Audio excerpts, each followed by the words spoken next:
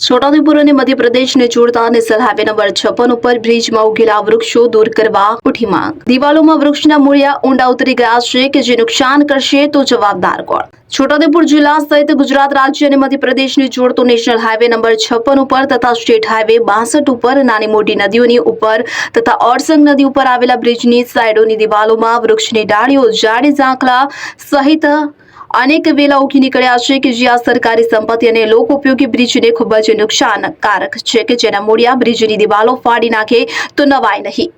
છોટાઉદેપુર જિલ્લામાં નદીઓ પરના ઘણા બ્રિજો જર્જરિત અવસ્થામાં છે કે જેનું સમારકામ હાલ તંત્ર દ્વારા ચાલી રહ્યું છે, જ્યારે એક પાવી જેતપુર પાસેનો બ્રિજ તૂટી પડ્યો છે કે જે હવે જે અંગેની મુશ્કેલી હાલ પ્રજા ભોગવી રહી છે, પરંતુ હજુ પણ આ બ્રિજની કાળજી યોગ્ય પ્રમાણમાં લેવાતી નથી।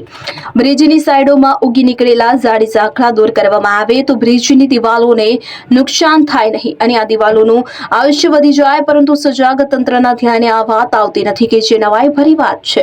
આવનારા દિવસોમાં ચોમાસું આવવાનું હોય, ભારે વરસાદ સમયમાં આ મૂળિયાને પાણી વધુ મળશે અને મોટા થશે તે પહેલા તેને દૂર કરવા માંગ ઉઠી છે। શકીલ બલોચ, છોટાઉદેપુર।